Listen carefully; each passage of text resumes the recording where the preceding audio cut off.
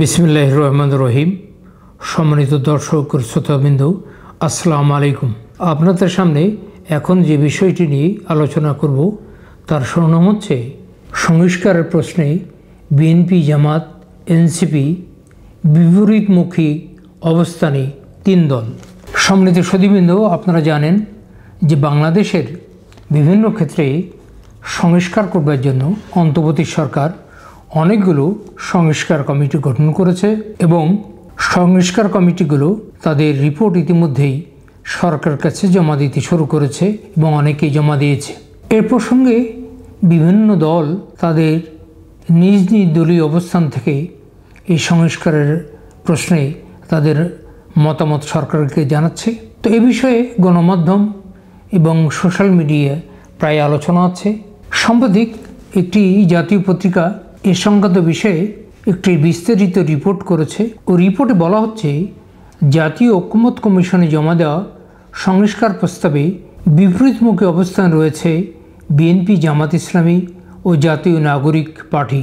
6টি বিষয়ে গঠিত সংস্কার কমিশনের সুপারিশে দ্বিকক্ষ বিশিষ্ট সংসদ, সংখ্যানুপাতিক নির্বাচন সহ নানা বিষয় রয়েছে তাদের মধ্যে দ্বিমত। অন্তর্বর্তী সরকারের সময়ে সংস্কার কতটা করতে হবে এ নিয়েও দলগুলোর মধ্যে মতপার্থক্য বিদ্যমান রয়েছে।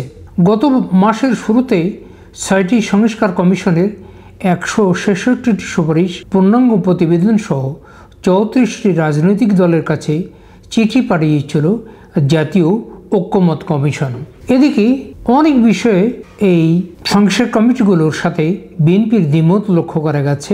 ঐকমত্য কমিশনের সুপারিশে 1971 এবং 2024 সালকে এক কাতারে আনার বিষয়ে বাংলাদেশ জাতীয়তাবাদী দল বিএনপি ভিন্ন মত পোষণ করেছে। এছাড়া বিএনপি রাষ্ট্রের নাম পরিবর্তনের প্রস্তাবেও সায় দেয়নি। বিচার বিভাগের ক্ষেত্রে প্রায় সব প্রস্তাবে বিএনপি একমত। 31 দফা সুপারিশের মধ্যে 4-5টি বিষয়ে মতামত দেওয়া হয়েছে। বিএনপি তাদের উত্তরে বলেছে, অধ্যাদেশের মাধ্যমে সংশোধন দিয়ে নির্বাচন কমিশনের হাতে ডিলিমিটেশনের এখতিয়ার রাখা হোক। দুর্নীতি দমন কমিশন দুদক সংস্কার নিয়ে 20টি সুপারিশের 11টিতে একমত দলটি। একটি প্রস্তাবে মন্তব্য সহ ভিন্নমত পোষণ করেছে বিএনপি। প্রশাসন সংস্কারে প্রায় অর্ধেক প্রস্তাবে একমত হয়েছে বিএনপি। 26টি প্রস্তাবের মধ্যে অর্ধেকে নিজস্ব মতামত দিয়েছে দলটি। রাষ্ট্র সংস্কারে গঠিত জাতীয় ঐকমত্য কমিশন রাজনৈতিক দলগুলোর কাছে 166টি প্রশ্নের যে স্প্রেডশিট পাঠিয়েছিল তার মধ্যে অনেক সুপারিশে দ্বিমত পোষণ করেছে বিএনপি। দুর্নীতি দমন কমিশন সংস্কারের স্প্রেডশিটে 20টির মধ্যে 11টি সরাসরি একমত, 7টি থেকে 8টিতে মন্তব্য সহ নীতিগতভাবে একমত এবং একটি প্রস্তাবে ভিন্নমত পোষণ করেছে বিএনপি। প্রশাসন সংস্কার কমিশনের 26টি বিষয়ে প্রস্তাব আছে, সেখানে প্রায় অর্ধেক বিষয়ে একমত এবং বাকি অর্ধেকে নিজস্ব মতামত দিয়েছে বিএনপি। এছাড়া সুপারিশে 1971 ও 2024 সালকে এক কাতারে আনা হয়েছে।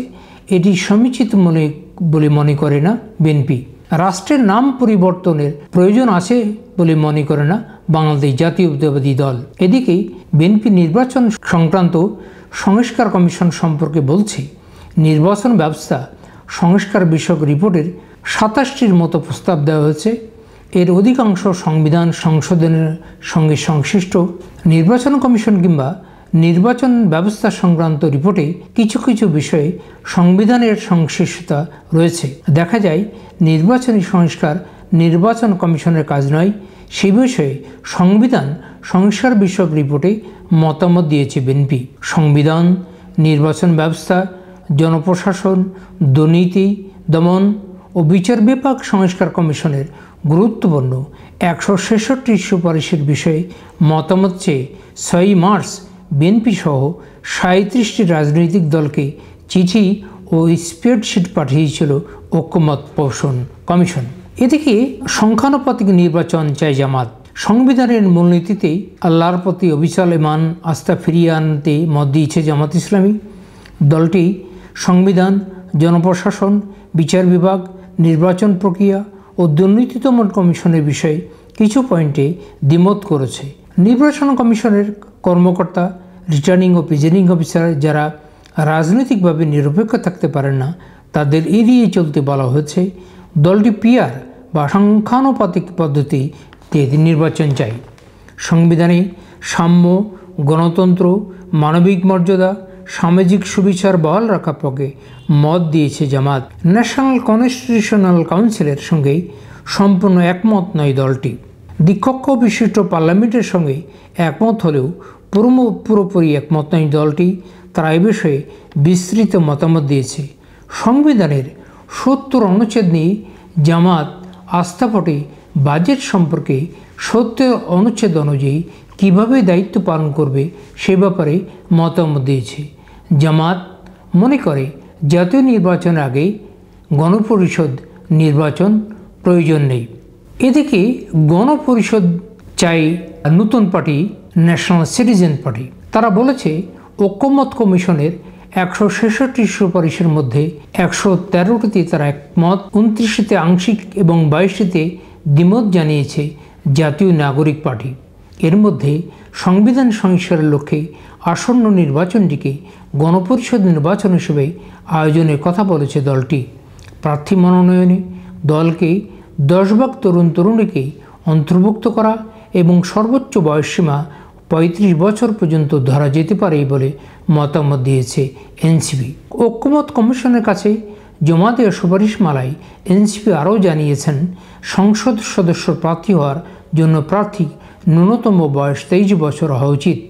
ডেপুটি স্পিকার একজন হওয়া উচিত এবং সেটা বিরোধী দল থেকে। প্রধানমন্ত্রী, সংসদ নেতা একই ব্যক্তি হতে পারেন, তবে মন্ত্রিসভার মধ্যে প্রথমজন হলে এক্ষেত্রে বাধা থাকবে না। অর্থবিল ছাড়া দলীয় সিদ্ধান্তের বাইরে মতামত দেওয়া যাবে। পাশাপাশি দলের বিরুদ্ধে অনাস্থা ভোটে যুক্ত করা যেতে পারে বলে এনসিপি। সম্মানিত দর্শক ও শ্রোতাবৃন্দ, আমি এতক্ষণ আপনার সামনে যে বিষয়ে আলোচনা করেছিলাম সেটির শিরোনাম ছিল সংস্কারের প্রশ্নে বিএনপি, জামাত, এনসিপি বিপরীতমুখী অবস্থানে 3 দল। আপনারা ইতিমধ্যে জানেন যে বাংলাদেশের অনেকগুলো সংস্কার কমিটি গঠিত হয়েছে অন্তর্বর্তী সরকারের সময়ে।